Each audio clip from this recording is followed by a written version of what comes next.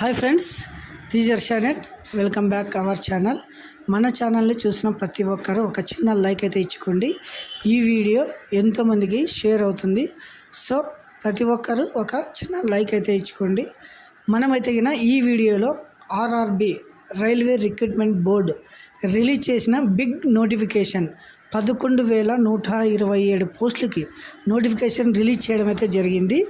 So ఇది వచ్చేసి ALP assistant loco pilot job అనమాట.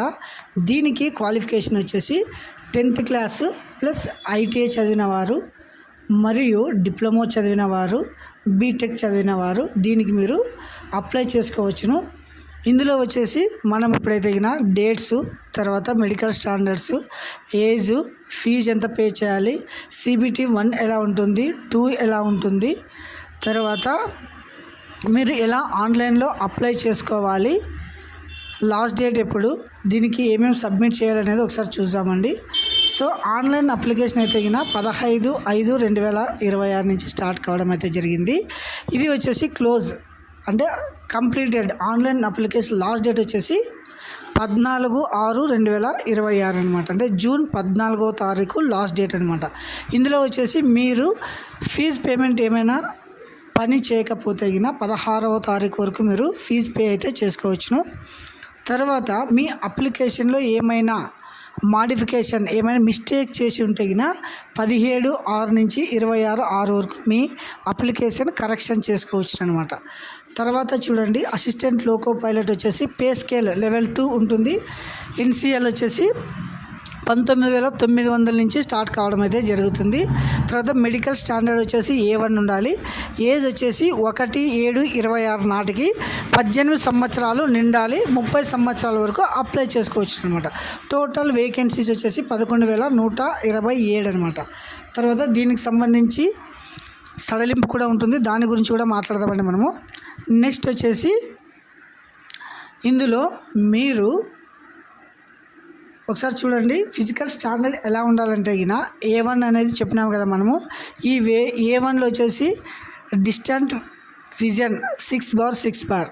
తర్వాత వితౌట్ గ్లాసెస్ విత్ ఫార్గానిక్ test must not be accept +2D అనమాట. తర్వాత near vision 0.6 without glasses and must pass the test colour vision, తర్వాత binocular vision, field of vision, night vision, ఇలా దీనికి సంబంధించి medical standard అనమాట. తర్వాత ఏజ్ సడలింపు అన్నాం కదా, దీని గురించి ఒకసారి మాట్లాడదామండి. ఏజ్ చూడండి, 1/7/2026 నాటికి 18 సంవత్సరాలు నిండాలి. తర్వాత 30 సంవత్సరాల వరకు ఏజ్ లిమిట్ అనమాట. తర్వాత SC ST వరకు అయితే 5 సంవత్సరాల సడలింపు, అంటే 18 + 5 సంవత్సరాలు. తర్వాత OBC వారికి అయితే 3 సంవత్సరాల సడలింపు, అంటే 18 + 3. తర్వాత ఫిజికల్ హ్యాండిక్యాప్డ్, తర్వాత ఇలాంటి వారికి అయితే UR వారికి 3 years, ఎక్స్ సర్వీస్ మ్యాన్కి 6 years, SC ST వారికి అయితే 8 years అనమాట. ఫిజికల్ హ్యాండిక్యాప్డ్ వారికి ఇది వచ్చేసి ఏజ్ స్ట్రక్చర్ అనమాట. తర్వాత అయితే ఫీజు మీరు ఎంత పే చేయాలనేది ఒకసారి చూడండి.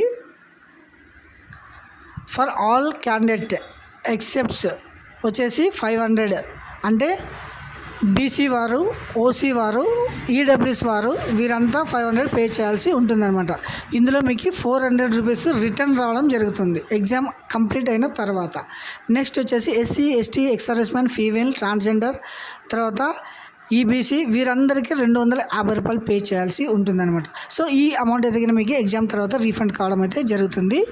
తర్వాత దీనికి సంబంధించి ఎగ్జామ్ మీకు ఎలా ఉంటుంది అనేది మనము చూద్దామండి. ఎగ్జామ్ సంబంధించింది తర్వాత CBT 1, CBT 2 ఇది చూద్దామండి. ఫస్ట్ CBT 1 ఉంటుంది, తర్వాత సెకండ్ స్టేజ్ వచ్చేసి CBT 2 ఉంటుంది. తర్వాత computer based aptitude test, document verification, medical standards. ఇది వచ్చేసి మీకు ఉద్యోగం రావడానికి ఇది స్టేజెస్ అనమాట. ఫస్ట్ ఎగ్జామ్ రాస్తారు, సెకండ్ ఎగ్జామ్ రాస్తారు, కంప్యూటర్, తర్వాత డాక్యుమెంట్ వెరిఫికేషన్, మెడికల్. ఇది వచ్చేసి తర్వాత మళ్ళీ స్టేజ్ 1 ఉంటుంది కదా, CBT 1లో అయితే కింద ప్యాటర్న్ సిలబస్ చూడండి. డ్యూరేషన్ 60 minutes అయితే ఉంటుంది. 75 క్వశ్చన్స్, 75 మార్క్స్. తర్వాత 1/3 నెగిటివ్ మార్క్స్ కూడా ఉంటుంది. ఇది గమనించగలరు.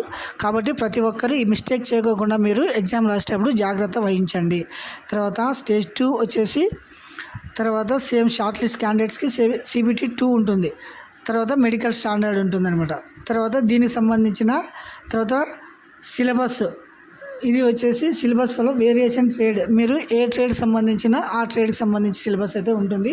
తర్వాత డిప్లొమా బీటెక్ అయితే ఎలక్ట్రికల్ ఇంజనీరింగ్, తర్వాత ఎలక్ట్రానిక్ ఇంజనీరింగ్, తర్వాత మెకానికల్ ఇంజనీరింగ్, తర్వాత ఆటోమొబైల్ ఇంజనీరింగ్ ఈ కోర్సులకు సంబంధించి వారు మాత్రమే అప్లై చేసుకోవచ్చు అనమాట.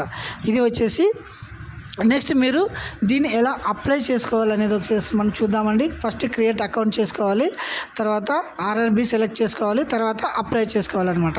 సో ఇది వచ్చేసి www.rrbapply.gov.in అనే వెబ్సైట్లో వెళ్ళాలి. మీరు ఇలా వెళ్ళిన తర్వాత ఇక్కడ వస్తుంది చూడండి.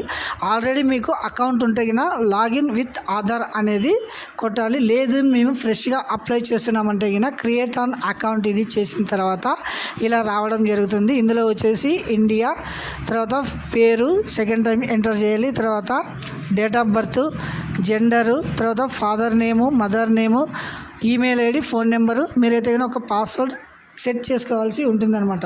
తర్వాత మీరు లాగిన్లో వెళ్ళేసి ఈ లాగిన్ ఐడిలో వచ్చేసి మీరు చేసుకున్న క్రెడెన్షియల్ అంటే ఫోన్ నెంబరు, పాస్వర్డ్ ద్వారా మీరు లాగిన్ చేసి మీ అప్లికేషన్ పూర్తిగా కంప్లీట్ చేసుకోవచ్చును. దీనిలో సంబంధించి SC ST వారు అయితే caste certificate must and should upload చేయాల్సి ఉంటుంది. తర్వాత OBC వారికి అయితే OBC సర్టిఫికేట్ కంపల్సరీ మీకు నెంబర్ మెన్షన్ చేయాల్సి ఉంటుందన్నమాట. సో ఇది స్ట్రక్చరు. లాస్ట్ డేట్ వచ్చేసి 14/6/2026. 10th క్లాస్ ప్లస్ ITI మరియు డిప్లొమా బీటెక్ చేసిన ప్రతి ఒక్కరు దీనికైతే అప్లై చేసుకోవచ్చును. మన ఛానల్ని ఇంకా కొత్తగా ఎవరైనా చూస్తూ ఉంటే ప్లీజ్ సబ్స్క్రైబ్ మై ఛానల్. ఈ ఛానల్లో అయితే టోటలీ ఎడ్యుకేషన్ వీడియోస్ మరియు అడ్మిషన్ సంబంధించినవి, తర్వాత ఉద్యోగాలకు సంబంధించినవి ప్రతి ఒక్కరైతే ఉంటుంది. మన ఛానల్ని ప్రతి ఒక్కరు ఫాలో అయితే కండి. Don't miss it. ఎలిజిబుల్ ఉన్న ప్రతి ఒక్కరు అప్లై చేసుకోండి. ఇది భారీ నోటిఫికేషన్ అనమాట.